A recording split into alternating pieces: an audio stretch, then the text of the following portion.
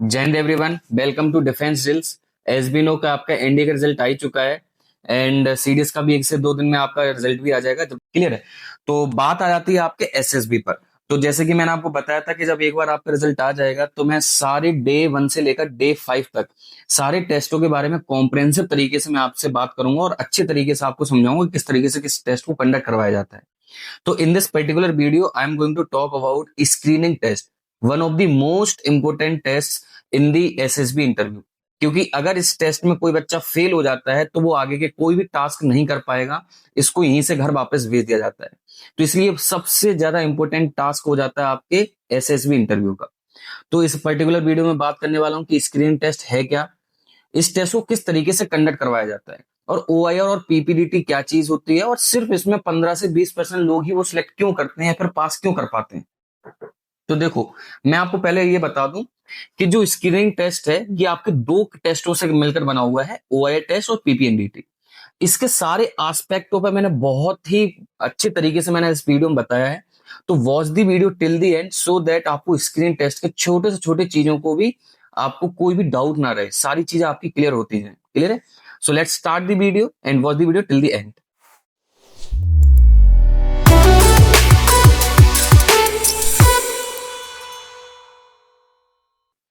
So start करते हैं। तो जैसे कि आप सभी को पता ही है कि जो स्क्रीनिंग टेस्ट होता है वो आपका 2 टेस्टों से कंबाइंड होकर मिलता है। जैसे कि अगर आप देखोगे तो पहला होता है ओआईआर टेस्ट और दूसरा होता है आपका पीपीएनडीटी। ओआईआर टेस्ट बेसिकली होता क्या है, एक रीजनिंग टेस्ट होता है। इसमें वर्बल और नॉन वर्बल के क्वेश्चंस आपसे पूछे जाते हैं। मतलब रीजनिंग के 4 ऑप्शन होंगे आपके पास, हर एक क्वेश्चन के 4 ऑप्शन होते हैं और 4 ऑप्शन में से सिर्फ आपको करेक्ट वाले को टिक करना होता है, फिर उसको मार्क करना होता है। क्लियर है? अगर मैं बात कर लेता हूँ पीपीएनडीटी की, तो इसमें आपको 4 तरीके से इसमें डिवाइड किया गया है। एक तो होता है पिक्चर को परसीव करना, फिर होता है आपका स्टोरी राइटिंग, फिर होता है स्टोरी का नरेशन और फिर होता है आपका जीडी जिसको हम बोलते हैं ग्रुप डिस्कशन। और बिलीव मी, ये जो आपका स्क्रीन टेस्ट है इसका सबसे इंपॉर्टेंट टास्क इज योर पीपीएनडीटी। लेकिन ये नहीं है कि ओआईआर टेस्ट का कोई मायने नहीं है। मैं आपको ये बताऊंगा कि ओआईआर टेस्ट से ही मतलब आप ये समझ लो कि अगर आप फेल हो रहे होगे, हो सकता है कि पीपीएनडीटी में आप अच्छा परफॉर्मेंस ना दे पाओ, तो ओआईआर टेस्ट एकमात्र ऐसा टेस्ट हो जाता है आपके लिए जो आपको स्क्रीन इन करवा सकता है। अब कैसे होता है ये पूरा प्रोसेस मैं आपको बताने वाला हूं। क्लियर है? सो स्टार्ट करते हैं। तो इससे पहले होता क्या है, आपकी रिपोर्टिंग होगी, आपको चेस्ट नंबर दिए जाएंगे और आपको इस तरीके का एक स्क्रीनिंग हॉल होगा वहां पर। क्लियर है? ये पूरा स्क्रीनिंग हॉल होगा। इसके अंदर आप सभी को बिठा लिया जाता है, जितनी भी रिपोर्टिंग होती है 200 बच्चों की फिर 250 बच्चों की, सबको बिठाकर फिर आपके टेस्ट स्टार्ट हो जाते हैं। हालांकि वो यहाँ पर ब्रीफिंग भी बहुत अच्छे तरीके से देते हैं कि किस तरीके से क्या टेस्ट होने वाले हैं। और मैं आपको बता देता हूँ, जो बच्चे पहली बार जा रहे हैं घबराने की बिल्कुल आवश्यकता नहीं है, क्योंकि वो बहुत ही ज्यादा कोऑपरेटिव होते हैं। तो उनको भी पता है कि फर्स्ट टाइम बच्चा आया है तो मुझे किस तरीके से ट्रीट करना है उसको। क्लियर है? तो आपको इस तरीके के स्क्रीनिंग हॉल में आपको बिठा दिया जाएगा सभी को। फिर उसके बाद आपका फर्स्ट टेस्ट स्टार्ट होगा, that is your OIR test. अब ये ओआईआर टेस्ट में जैसे मैंने आपको बताया था कि वर्बल और नॉन वर्बल के क्वेश्चंस पूछे जाते हैं। अब ये एग्जैक्टली में काम कैसे होता है इसका, तो ओआईआर टेस्ट जो होता है वो स्टैंड करता है किसके लिए? Officers intelligence rating test. अब इसको ओआईआर टेस्ट नॉर्मली बोल देते हैं। अब इसमें वर्बल के और नॉन वर्बल के क्वेश्चंस होते हैं। अब होता क्या है वो समझो। The verbal test usually contain grammar. अब इसमें होता क्या क्या है, ग्रामर के क्वेश्चंस हो सकते हैं, सिनोनिम्स, एंटोनिम्स, एनालॉजीज हो सकती हैं। जबकि जो नॉन वर्बल क्वेश्चंस होते हैं उसमें तो आपके पैटर्न्स या फिगर्स के क्वेश्चंस आते हैं। ये बहुत नॉर्मल है, ऐसा नहीं कि बहुत ज्यादा हार्ड पूछते हैं, बहुत नॉर्मल क्वेश्चंस होते हैं। 30 से 60 के लगभग क्वेश्चंस ये पूछते हैं और उसका जो टाइम वो एलोकेट किया जाता है ना, वो आपके डिफिकल्टी लेवल के अकॉर्डिंग टाइम एलोकेट किया जाता है। जैसे मान के चलो किसी के पास कोई और सेट आ गया है, किसी बैच के पास इजी वाला सेट आया है, तो उन सभी बैच वाले बच्चों को टाइम कम देंगे। लेकिन जिसके लिए अगर हार्ड आया है तो वो उनके लिए समय थोड़ा सा ज्यादा देते हैं। There is no fix time in the particular OIR test. ठीक है ना? बट यहां पर एक चीज ध्यान रखने वाली है, there is no negative marking for the wrong answers. So जितना हो सके उतने क्वेश्चंस को अटेम्प्ट करो। और मैं आपको बता देता हूँ बहुत इजी होते हैं, अगर आप 4 से 5 सेट भी करके जाओगे तो आपका काम उसमें हो जाता है। अब आपको मैं ये दिखा देता हूँ कि किस तरीके से क्वेश्चंस पूछते हैं वो लोग। ठीक है? तो ये इस तरीके के मैंने थोड़े से पिक्चर्स लगा दी आपको कि जैसे ये क्वेश्चन हो गए। ठीक है? ये आपका नॉन वर्बल का हो गया, यहाँ पर ये एनालॉजीज है तो ये वर्बल का क्वेश्चन हो गया, नॉन वर्बल आ गया, फिर वर्बल आ गया। मतलब इस तरीके से आपका क्वेश्चंस पूछे जाते हैं वर्बल और नॉन वर्बल के। तो आई नो उसमें कोई डिफिकल्टी लेवल नहीं होता है। आपको मैं प्रैक्टिस इस तरीके से करा दूंगा ओए टेस्ट की कि आप वहां पर जाएंगे तो आपको सारी चीजें इजी लगेंगी। क्लियर है। अब मैंने आपको क्या बताया था कि ओआई टेस्ट आपकी स्क्रीन इन होने में काफी ज्यादा मदद करता है। अब वो कैसे होता है वो समझिए। जब आप ओआई टेस्ट दे देते हो ना, तो उसमें फिर आपकी होती है चेकिंग। जब इसको मार्क किया जाता है कि जो भी बच्चों के अगर करेक्शन 85% से अबव अगर मार्क्स आते हैं, जैसे अगर 60 क्वेश्चन है तो 60 नंबर का ही होता होगा। अगर 85% के अबव अगर क्वेश्चन वो नंबर आपके आते हैं तो आपको रेटिंग मिलती है 1 की। अगर 75% के अबव आती है तो आपको रेटिंग मिलती है 2 की। 65% के अबव अगर रेटिंग आती है तो उसमें आपको 3 की मिलती है, फिर 4 की, और लास्ट आपकी 5 की मिलती है। लेकिन मैं आपको बता देता हूँ, जो भी बंदे 4 वाले हैं या फिर 5 वाले हैं, तो उनका इतना ज्यादा सही नहीं माना जाता है। लेकिन हाँ, 3 तक अगर आपकी रेटिंग आ रही है, that is a good enough. Clear है। चलो, तो ये रेटिंग अभी ध्यान में रखना। जब मैं आपको पीपीएनडीटी बताऊंगा तो मैं दोनों को आप कंपेयर करके देखना कि आपको किस तरीके से इसमें सेलेक्ट किया जाता है। क्लियर है। तो देखो, अब इसके बाद आ जाता है the main part of your screening test. फिर इसके बाद आ जाता है आपका the main part of your screening test, that is your PPNDT, जिसको हम बोलते हैं picture perception and description test. अब इसमें होता क्या है, पहले मैं आपको वो शीट दिखा देता हूँ पीपीएनडीटी किस तरीके से आपको शीट मिलेगी। ये शीट आपको मिलने वाली है वहां पर। अब इस शीट के अंदर कुछ इनिशियल्स आपको भरने होते हैं, जैसे कि कौन से नंबर ऑफ एसएसबी आप देख चुके हो, बैच नंबर क्या है वहां पर वो गिवन होता है, बैच नंबर, चेस्ट नंबर आपका क्या है, नेम क्या है आपका, एज क्या है, डेट क्या है उस दिन की। क्लियर, ये चीज इनिशियल्स होती है जो आपको नॉर्मली कोई बंदा भर लेता है। बात आ जाती है इसके नीचे की।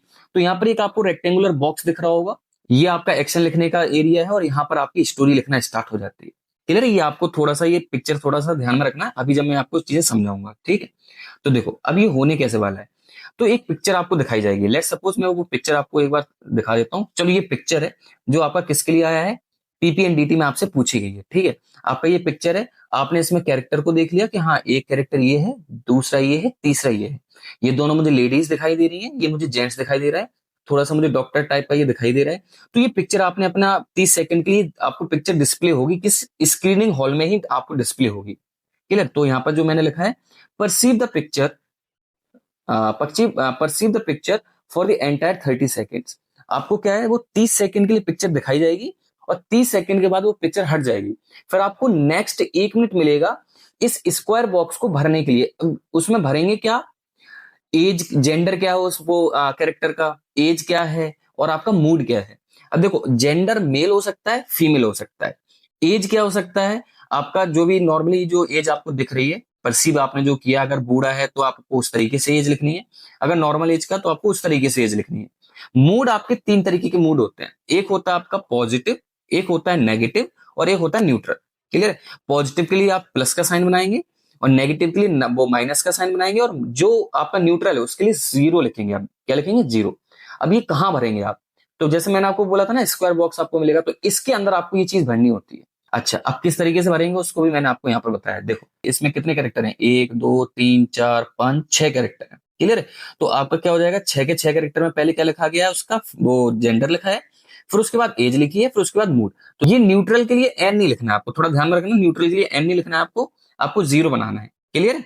अच्छा, आई होप आपको क्लियर होते जा रहा होगा चीजें। तो जब आपने ये सब चीजें कर ली, तो आप अगर आपको देखोगे तो इसमें क्या लिखा है फिर आगे, कि circle the character which you perceive in the very first movement. यहां पर बच्चा इतनी गलतियां करता है। बच्चा क्या करता है, उस कैरेक्टर को क्या कर देता है, इनसर्कल कर देता है, जो मेन कैरेक्टर। देखो, मैं आपको पहले बता देता हूं, इनसर्कल सिर्फ उस कैरेक्टर को करना है आपको जो आपने सबसे पहले परसीव किया हुआ है। अगर आपने परसीव कोने वाला किया है सबसे पहले, तो आप उसको इनसर्कल कर दो। अगर आपने परसीव बीच वाला किया है तो आप उसको सर्कल कर दो। लेकिन देर इज नो कंपल्सन कि जो अपना सर्कल किया हुआ कैरेक्टर है वो आपका मेन कैरेक्टर होगा। ये थोड़ा ध्यान में रखना। बच्चा क्या करता है, कहता है कि इनसर्कल उसी को करना है जो आपका मेन कैरेक्टर होगा। तो मैं आपको यहाँ पर चीज समझा देता हूँ एक। ठीक है, तो इसको हटा दूं। हाँ, तो जो ये इनसर्कल किया है ना कैरेक्टर, एक ही कैरेक्टर को करना है, 2 3 को नहीं करना है, सिर्फ एक कैरेक्टर को आपको सर्कल करना है। और वो कैरेक्टर वो होगा जिसको आपने सबसे पहले देखा है उस पिक्चर में।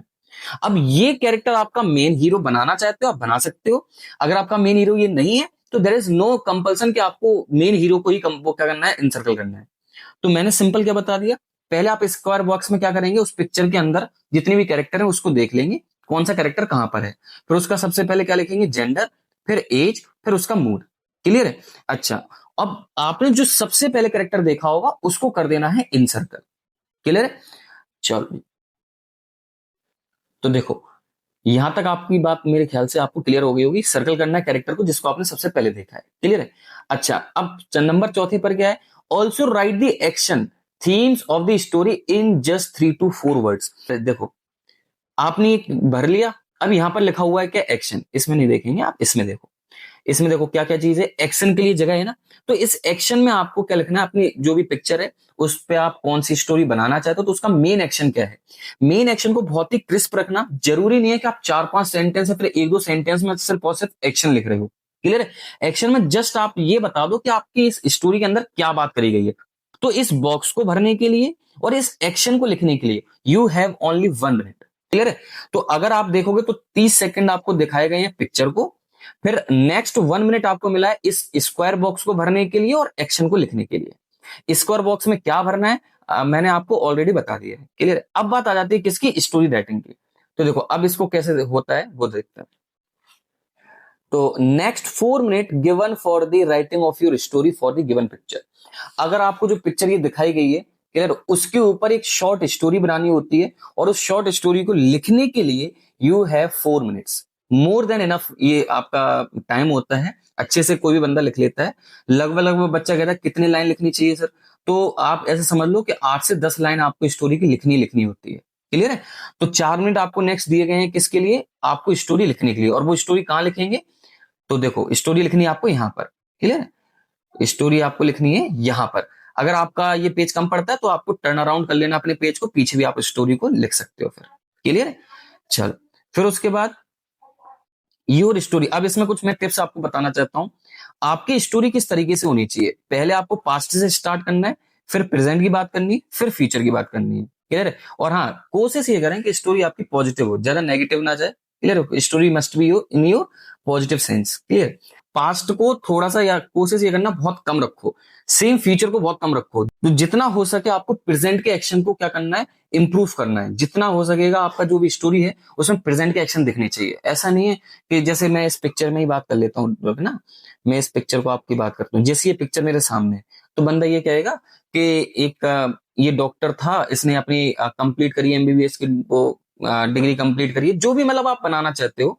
ये फिर अपने एक सर्वे के लिए आया है यहाँ पर गांव के अंदर, तो मतलब सर्वे करने के लिए यहाँ पर आता है। तो अब प्रेजेंट एक्शन आपके क्या क्या होंगे, अगर वो सर्वे करने के लिए आया है तो उसने परमिशन ली होगी, सरपंच से परमिशन ली होगी, उसके पास खुद एनओसी होगा, क्लियर है। और क्या नाम है अपना सफिशियंट उसने इंस्ट्रूमेंट अपने लेके आया होगा, कैंपिंग की बात कर रहा होगा। मतलब ये थोड़ी सा आपके क्या हो जाएंगे प्रेजेंट के एक्शन। अब ऐसा नहीं है कि वो अपना उसके लिए आया, वो सर्वे के लिए आया, सर्वे करके चला गया, तो इसमें आपके एक्शन नहीं है। तो आपको पास्ट से स्टार्ट करना है, फिर प्रेजेंट के एक्शन बताने हैं, और फिर फ्यूचर उसका क्या आपका आउटकम्स रहा है, क्लियर है। तो आपके जितने भी मोस्ट ऑफ दी आपके जो एक्शंस होने चाहिए must be in present, clear है। आई होप आपको समझ में आ गया होगा। तो अब अगर देखेंगे आगे, तो आगे आ जाता है आपका डिस्क्रिप्शन टेस्ट। अब ये डिस्क्रिप्शन टेस्ट क्या है, तो देखो इसको भी अलग अलग पार्ट में डिवाइड किया गया है। पहला है आपका स्टोरी को नरेट करना, फिर आपका जीडी करना, फिर उसके बाद कॉमन स्टोरी को नरेट करवाना। अब ये क्या चीज है और कहां पर ये कंडक्ट होता है, तो मैं आपको बता देता हूँ। जो आप स्क्रीनिंग हॉल में बैठे थे, अभी तक जितनी भी ये चीजें हो रही थी सब स्क्रीनिंग हॉल में हो रही थी, जहां पर 200 से 250 बच्चा बैठा हुआ है। अब इसके बाद आपके जो भी ये 200-250 बच्चे हैं उनको 10-10 या 14-14 के बच्चों में ग्रुप में ये डिवाइड कर दिया जाता है। अब उन बंदों को लेके जाया जाता है किसमें, डिस्कशन हॉल में। ये इस टाइप का एक हॉल होता है, क्लियर है। इसमें आपका ये ग्रुप आपका जो भी बंदे को ग्रुप बनाया गया है उनको बैठा लिया जाता है। फिर आपका सबसे पहले जो एक्टिविटी इसके अंदर करवाई जाती है that is a story narration. अब ये स्टोरी नरेशन क्या चीज है, जो आपने स्टोरी बनाई है अभी, जो आपने लिखी होगी ना स्टोरी अभी आपने वो पीपीएनडीटी शीट पर, तो उस स्टोरी को नरेट करना है अब आपको सबके सामने, क्लियर है। अगर आप यहाँ पर देखोगे तो यहाँ पर कुछ ऑफिसर्स भी बैठे होते हैं। देखो उसमें से एक होता है जीटीओ, दूसरा होता है साइकोलॉजिस्ट, और तीसरा होता है इंटरव्यूइंग ऑफिसर। अब देखो जो ये आपका जो ये कंडक्ट हो रहा है ना पूरा टास्क, ये किसके अंडर होता है, जीटीओ के ऊपर होता है। मतलब ग्राउंड टेस्टिंग ऑफिसर जो होता है वही ये पूरा कंडक्ट करवाता है, क्लियर है। तो यहाँ पर 3 ऑफिसर बैठे होंगे, तीनों ऑफिसर का अलग अलग काम होता है अपना, ठीक है। तो यहाँ पर आपका सबसे पहले क्या होगा, नरेशन। तो यहाँ पर जीटीओ ऑफिसर आपको कुछ इंस्ट्रक्शंस देगा, वो बोले मतलब अपने बहुत सिंपल तरीके से वो इंस्ट्रक्शन देगा, और उसमें सिंपल ये होता है कि आपको अपनी स्टोरी को नरेट करना है, यू हैव ओनली 45 और 60 सेकेंड्स। देखो मैंने यहाँ पर अगर आप देखोगे तो टाइम लिमिट मैंने दो तरीके से लिखा है, एक 45 सेकंड लिखा हुआ है और एक 60 सेकंड लिखा हुआ है। ये डिपेंड करता है आपका कौन सा बोर्ड है। देखो काफी अलग अलग बोर्ड में अलग अलग टाइम दिया जाता है, किसी में 45 सेकंड ही मिलते हैं स्ट्रिक्ट और किसी में 60 सेकंड मिल जाते हैं। क्लियर है। अगर मैं बात करता हूँ जीडी की, देखो पहले मैं स्टोरी नरेशन कंप्लीट कर लूं तो यहाँ पर ये क्या कहेंगे कि जैसे ये फर्स्ट बंदा है, ये वाला बंदा क्या है ना, इसको थोड़ा हटा दूं पहले। ये वाला बंदा मेरा क्या है, फर्स्ट है। इससे ये जैसे ही अपना नरेशन खत्म करेगा इमीडिएटली ये बंदा अपना स्टार्ट कर देगा। क्लियर है। और यहां पर आपको खड़े होने की आवश्यकता नहीं है, आपको सिर्फ बैठ के ही अपना नरेशन देना है। और दूसरी चीज, आपको इन ऑफिसर्स को नहीं देखना है। जो भी आपको आई कांटेक्ट, जो भी कॉन्वर्सेशन आपको करना है वो सिर्फ और सिर्फ अपने ग्रुप मेंबर्स के साथ करना है। एक बार अगर ये लास्ट बंदे तक ये पहुंचेगा, लास्ट बंदा जैसे ही अपना नरेशन खत्म करेगा वैसे ही आपका डिस्कशन स्टार्ट हो जाएगा। अभी डिस्कशन क्या होता है, तो डिस्कशन समझिए। तो जिसको हम बोलते हैं ग्रुप डिस्कशन, इसको क्या बोला जाता है, ग्रुप डिस्कशन। अब इसमें होता क्या है, आपने वो पिक्चर देखी है, अब पिक्चर में देखो 250 बंदे बैठे हुए हैं। एक ग्रुप की अगर मैं बात कर लेता हूं तो एक ग्रुप में 14 से 15 बच्चे हैं। 14 से 15 बच्चों ने अलग अलग थीम पर इसको स्टोरी को बनाया होगा। तो आपको उस पर्टिकुलर पिक्चर के ऊपर एक डिस्कशन ऐसा करना है कि आपको कॉमन नरेशन या फिर कॉमन स्टोरी निकल आए कि हाँ एक कॉमन हमारा थीम ये होगा, हम ये एक्शन करेंगे, कॉमन सभी का मतलब मिलाकर आपको एक स्टोरी बनानी है। तो ये होता है ग्रुप डिस्कशन का मेन मोटिव। फिर उसके बाद जब जीडी आपका हो जाएगा कंप्लीट, तो जीडी आपके लगभग लगभग आपका 7 से 10 मिनट चलती है। वो डिपेंड करता है आपके जीटीओ के ऊपर या फिर आपके ग्रुप के ऊपर कैसा ग्रुप है। अगर fish market total fish market बन रहा है तो वो 4-5 मिनट में ही खत्म कर देते हैं आपके जीटीओ को। क्लियर है।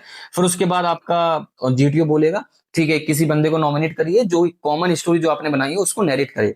अब ये जो कॉमन स्टोरी वाली बात है, जो भी बंदा नॉमिनेट होता है, जैसे सभी लोग बंदे वो अपना नॉमिनेशन स्टार्ट करते हैं कि मैंने इसको नॉमिनेट किया है, मैंने उसको नॉमिनेट किया है।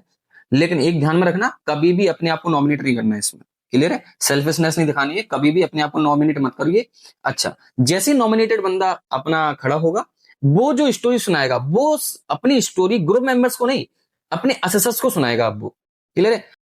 अच्छा, जैसे ही कॉमन स्टोरी खत्म होगा फिर एक डायलॉग आएगा जीटीओ की तरफ से, क्या आप इस कॉमन स्टोरी से सभी लोग एग्री करते हैं या फिर नहीं। कोई ऐसा तो नहीं है कि जो इसमें एड ऑन करना चाहता हो। तो यहां पर कोशिश ये करिए आप लोग एग्री करिए उस चीज से। क्यों? क्योंकि जब देखो जब आपके सहमति से ही तो उस बंदे को खड़ा किया गया है। अगर आपकी सहमति नहीं थी तो बंदा खड़ा ही नहीं होता। तो जो भी वो उसने बोला है उसके लिए आप एग्री करिए, सिंपल सी बात है। अगर वो बहुत ही ज्यादा गलत है तो आप अपने पॉइंट को रख सकते हैं। क्लियर है।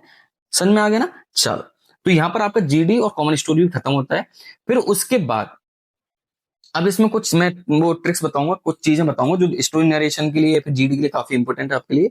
इसके बाद आपका ये जो स्क्रीनिंग टेस्ट है इसको खत्म कर दिया जाता है, ओवर हो जाता है यहाँ पर। फिर थोड़े से 10 से 15 मिनट को वेट करना पड़ेगा आपको और उसके बाद आपका रिजल्ट आ जाता है। रिजल्ट में ये होता है कौन से बंदे स्क्रीन इन हुए और कौन से बंदे स्क्रीन आउट हुए। जो बंदे स्क्रीन आउट हो जाते हैं वो वहीं से बाहर चले जाते हैं, घर चले जाते हैं। जो स्क्रीन इन हो जाते हैं उनको वहीं पर रोक लिया जाता है फर्दर 4 डे जो आपके बच्चे हैं उनमें टास्क करवाने के लिए। क्लियर है। अच्छा जी, अब मैं इसमें कुछ चीजें बताने वाला हूं, जैसे कि आपको कुछ चीजें ध्यान में रखनी है। अगर मैं बात करूं स्टोरी नरेशन की, तो देखो your story should relate closely to this image. बहुत जरूरी है ये कि आपके इमेज के इर्द गिर्द ही आपकी स्टोरी होनी चाहिए। ठीक कुछ ज्यादा आपको फालतू कुछ सोचना नहीं है, कुछ फालतू के एक्शन नहीं डालने हैं। जो भी हो आपकी इमेज से रिलेट करनी चाहिए। स्टोरी शुड है मोर प्रेजेंट एक्शन, जैसे कि मैंने आपको बताया था पास्ट प्रेजेंट फ्यूचर दोनों होने, तीनों होने चाहिए। लेकिन पास्ट और फ्यूचर के एक्शन थोड़ा कम डालना, कोशिश ये करो कि प्रेजेंट के एक्शन ज्यादा डालो। क्लियर। उससे आपका माइंडसेट दिखाई देता है उनको। Narrate your story in the given time, जो भी आपको गिवन टाइम है 45 सेकंड दिया तो 45 सेकंड में खत्म करिए। अगर 60 सेकंड दिया तो 60 सेकंड में खत्म करिए। अगर आप नरेशन कर रहे हो तो कुछ चीजों का ध्यान में रखना। Speak loudly. देखो नॉइस और लाउडनेस में बहुत फर्क होता है। स्पीक लाउडली का मतलब है आप कॉन्फिडेंस के साथ बोलिए उसमें। ठीक है। Make eye contact in the group, group के अंदर आई कॉन्टेक्ट बनाकर रखिए। ऐसा नहीं कि आप ऊपर नीचे देख रहे हैं, कहीं नहीं देखना है, ग्रुप मेंबर्स को देखना स्टार्ट करिए। नरेट स्लोली एंड डेलिबरेटली, मतलब स्लोली बोलिए और कॉन्फिडेंस के साथ बोलो। ठीक है। No body movement except your neck. काफी बच्चों को ऐसा देखा है वो फिंगर को क्या करते हैं, टिप्स टिप्स करते रहते हैं, अपना नेक को घुमाने की जगह पे अपने जो पैर होते हैं ना, फुट होते हैं, उनको शेक करते रहते हैं। ये नहीं करना है। इससे आपको ये सामने वाले को ऐसा लगता है कि आप अंडर कॉन्फिडेंट हैं, आप डर रहे हैं। तो आपको ये चीजें नहीं करनी है, सिर्फ आपको अपनी गर्दन को हिलाना है जब आप अपना आई कांटेक्ट बना रहे होगे अपने ग्रुप वालों के साथ। क्लियर। तो ये चीज ध्यान में रखना स्टोरी नरेशन में। अगला जीडी में, अब जीडी में क्या होगा ट्राई टू टेक इनिशिएटिव, ये मैं मना नहीं करता कि आप इनिशिएटिव नहीं लीजिए, आप इनिशिएटिव लो। अगर आपके इनिशिएटिव लेने से बहुत ज्यादा वो फिश मार्केट बन रहा है तो आप वहां पर चुप हो जाओ, कोई जरूरी नहीं है। कंट्रोल योर हैंड मूवमेंट्स, आप किसी के आगे हाथ मत करिए, आप अपने हाथ को सिर्फ अपने थाई के ऊपर रखिए और अपने पॉइंट्स को बोलिए, simple. Give your points and listen to the others, ये भी बहुत जरूरी है। कहते नहीं कि आपको बोलने से पहले लोगों को सुनना भी तो आना चाहिए।